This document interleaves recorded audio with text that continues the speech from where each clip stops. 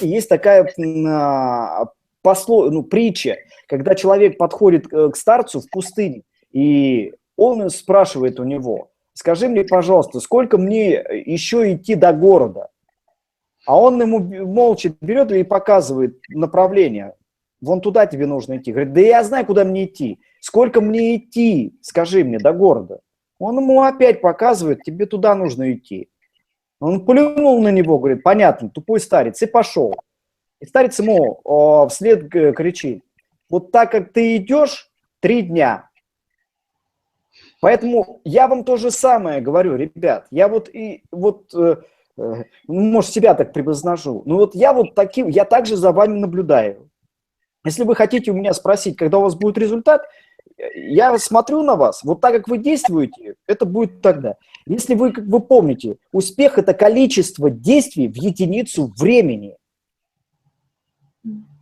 Если вы делаете в день 5 действий, то успешный человек их делает 10. И вот так, как вы делаете, это будет вот тогда-то ваш успех будет. Ничего не бывает. Чтобы понять, научиться чему-либо, я слышу эти слова, вот, осознанности, другой уровень, все. Это есть, когда человек идет, когда человек по пути, он идет. Вот тогда появляются и осознанности другие, и понимание того, что я говорю, что пытаюсь донести до вас. Почему этот духовный маркетинг настолько важен? Почему важно очень жестко сеять свое окружение? Вы не поверите, когда я был, к примеру, вот в Кабардинке, это не в Ахте, это какой-то курорт, обычный такой курорт.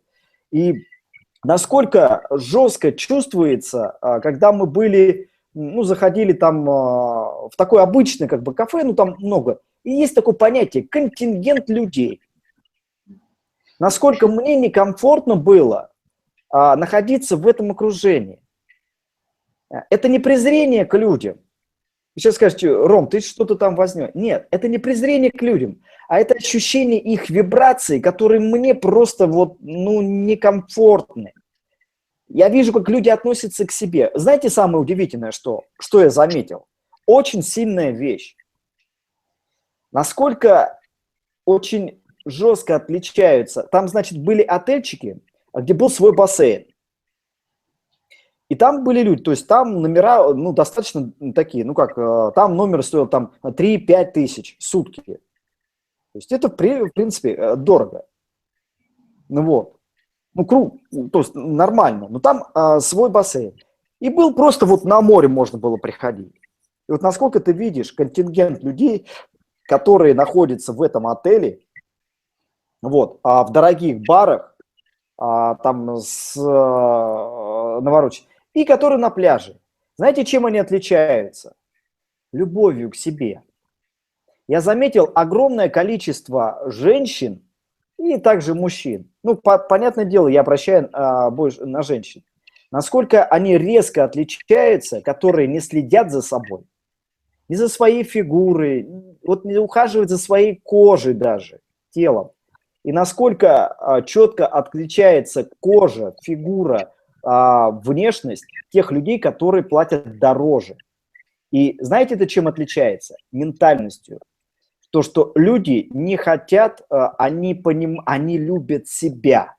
Они хотят окружать себя хорошими вещами, они хотят жить дорого, они хотят комфорта, и они, естественно, и вкладывают в себя деньги тоже. А те люди, которые там бесплатно все на пляж пришли, они так же, лишь бы что-то там расстелили, вроде бы есть, вроде нормально же, видно, не ухаживает за собой, не следит, не занимается спортом, не занимается своей кожей, не занимается своими волосами и так далее.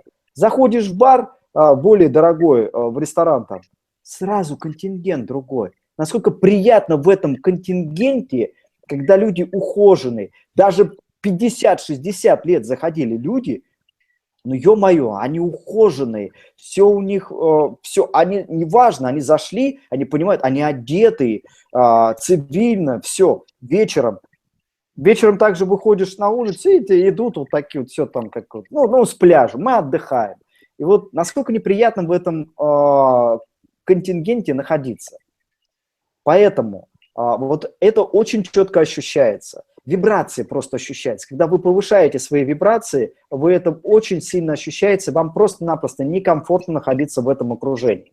Вам хочется выйти на другой уровень, еще на другой уровень.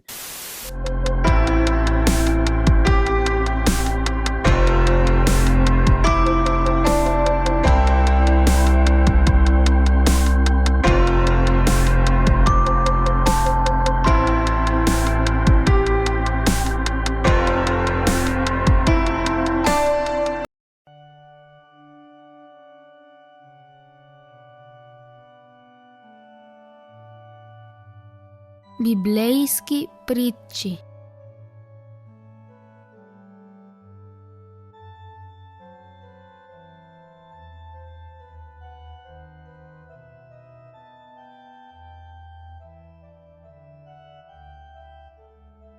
Притча за добрия самарянин.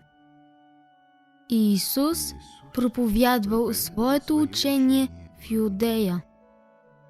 Идвали да го слушат и прости хора, и книжници, учители на закона. Книжниците свикнали сами да тълкуват на хората свещените текстове. Те задавали на Исус коварни въпроси, опитвайки се да го злепоставят пред хората. Един от книжниците се обърнал към Исус с тези думи: Учителю, какво трябва да правим, за да наследим вечния живот?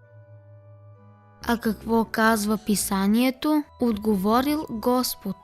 Книжникът знаел отговора на този въпрос. Възлюби Бога от цялото си сърце и цялата си душа и с целия си разум.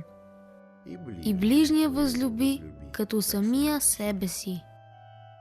И Исус погледнал книжника в очите. Правилно отговори: иди и постъпвай така, и ще наследиш вечен живот. Законникът се опитал да намери оправдание с въпрос: но кой е мой ближен? И Исус се обърнал към всички, които внимателно го слушали: чуйте моята притча. Един човек пътувал от Йерусалим за Ерихон.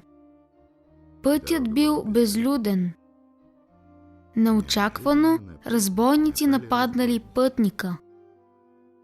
Те го пребили, взели му всички пари, свалили му дрехите и го захвърлили полумъртъв. Минало много време, докато на пътя се появил първият минувач. Това бил свещеник.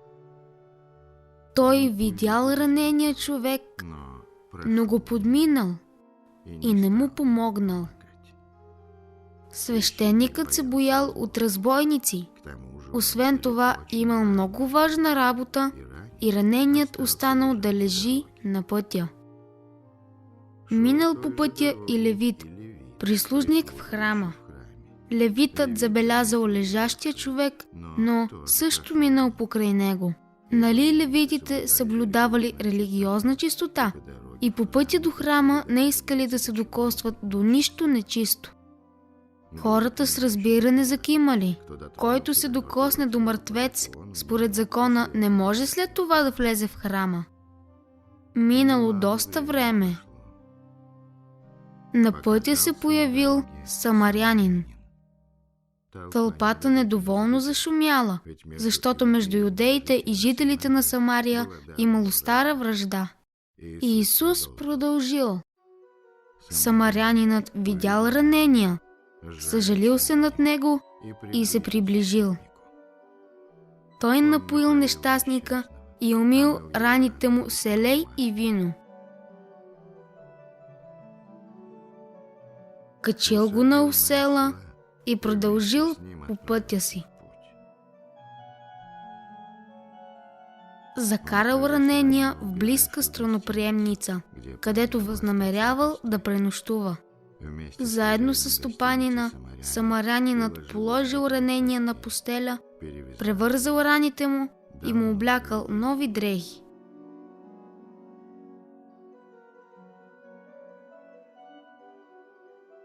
На следващия ден пътникът трябвало да продължи своя път, но преди това дал на хазяина 2 динария, като му поръчал да се погрижи за пребития човек.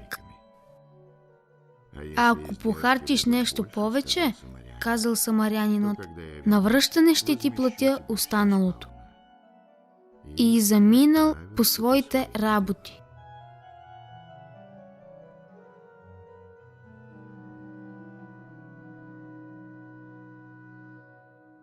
Исус погледнал законника и попитал: как мислиш? Кой от тези 3, свещеникът, левитът или самарянинът, бил ближен на пострадалия пътник? Законникът навел очи и, не смеейки да произнесе думата самарянин, отговорил: този, който е проявил към него милосърдие. И Исус се усмихнал: тогава иди и постъпвай и ти така. Той погледнал към всички, които слушали притчата. Това били и неговите ученици, и законници с фарисеи, и пътници, спрели да послушат проповедта. В сърцето на всеки от тях още звучал гласът на Исус: тогава иди и постъпвай така.